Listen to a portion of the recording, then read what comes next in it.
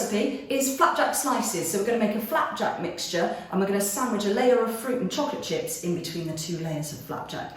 Now the first thing we need to do today is to prepare our tin so that we can get the flapjacks out once they're cooked. So I've got my tin ready and I'm going to line it with some non-stick paper. So I'm going to bring the tin, I'm going to place the paper over the top and I'm going to use my fingers to push it in. Try not to make a hole in the paper, but I'm going to push it right into the corners, all the way around. And then when I lift that out, we should be able to see a circle, the shape of the bottom of the tin. And I'm going to take my scissors and I'm going to cut up to that crease. And it's a bit like a lion's mane or the rays of sunshine. Okay, all the way around, like this. They don't need to be too small, but the idea is that they will overlap once I pop that back into the tin.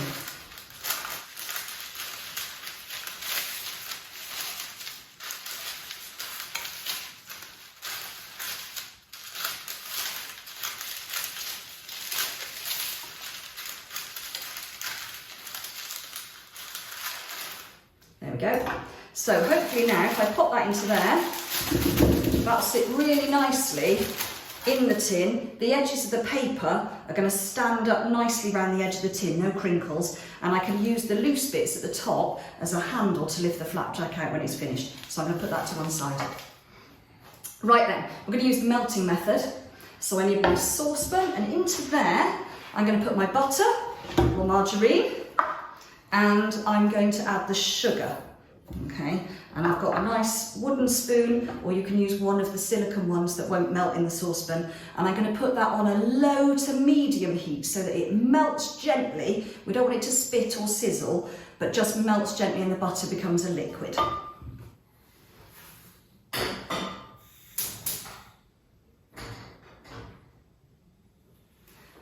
There we go. Now I need to keep an eye on that, but I can do a little bit of preparation of other things while I'm waiting. So the thing to do next is have a look at your fruit. Now, I've got some dried apricots and these are quite large, so actually I think I need to chop those up into bite-sized pieces. So on my chopping board, I can just make a little pile of those and chop them into small little quarters or small pieces. If you've got something like raisins or dried cranberries or something that's small, you might not need to chop them up. They might be absolutely fine. Whatever it is needs to end up in small bite-sized pieces. So I'm just going to make a little pile of those on my chopping board so that they're ready for later on. Okay. Using my knife carefully, minding my fingers, okay, making a bridge or holding my fingers well out of the way of the blade of the knife.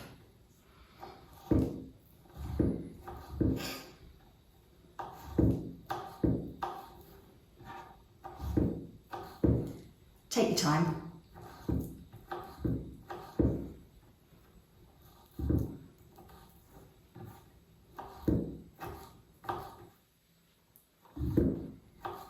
There we are. That's those ready, and I could leave those to one side there. The next thing I'm going to do is have a look at my chocolate. Now I've got chocolate chips today, so they're nice and small, but if you've got a bar of chocolate, then you'll also need to either break that up into pieces or chop that up into smaller pieces as well, but those are ready, and I can have a look at my butter and see how that's getting on.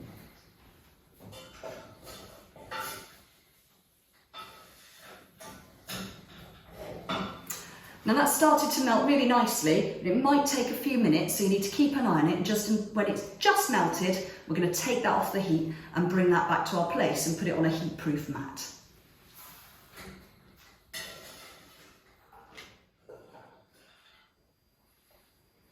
There we go. Right, so my butter is now a liquid. I can see some grains of sugar still, but that's okay because they'll finish melting when we bake this in the oven. So that's completely liquid, and I'm going to add all of the flour and all of the oats. Okay, so there's the oats,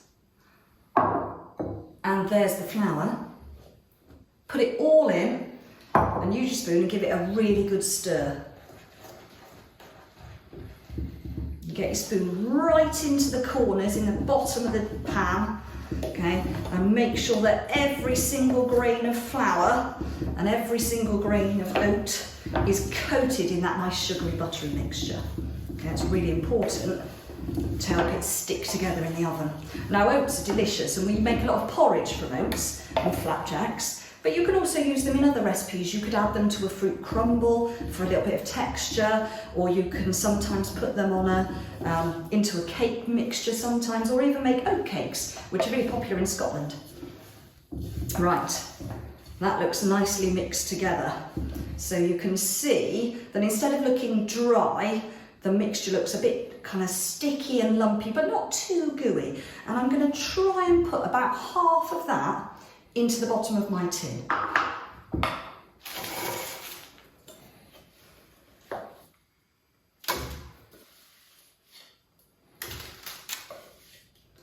There we go, I think that's about half.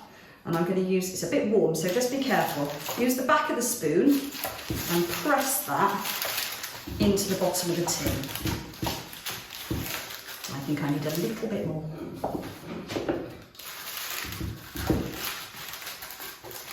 We want to get a nice even layer across the bottom. And by pushing it down, that's going to help it to stick together when it bakes.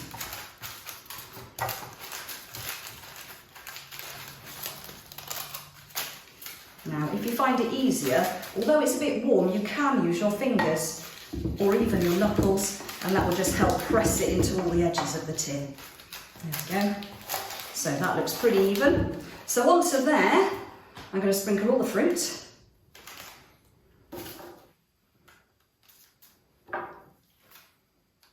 And then the chocolate chips.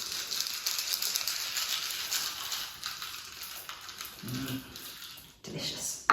Right, on top of there then, the rest of this crumbly mixture, try and break it up a little bit, and I'm going to sprinkle it on.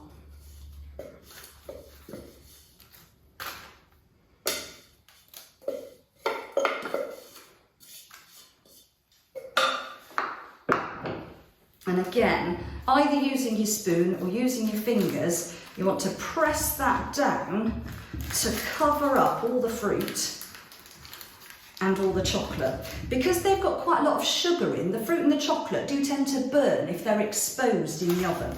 So we want to cover them up as much as possible, but if there's a few bits poking through, that might look quite nice. There we are. Lovely, now I'm happy with that.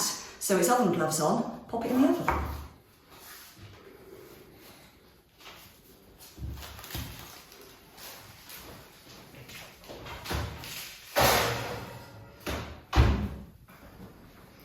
That'll take about 15 or 20 minutes. While I'm waiting, I'm going to do my washing up.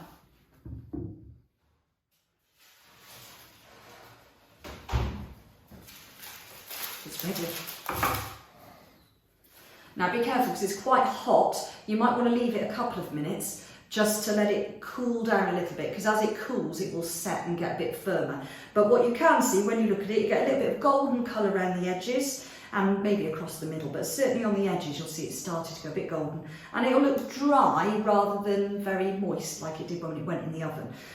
Now I'm going to use the paper, hold the paper, and we can lift it out onto the table. Try not to move it too far, so I don't want it to fall apart. And then I'm just going to use a table knife, and I should be able to start cutting that into some slices and being able to pop those in my container. I think this shaped tin works really well with triangles, so I'm going to go in half again, and then into a wedge. You might get a few little bits break off, but hopefully you'll end up with some lovely sandwich slices of flapjack.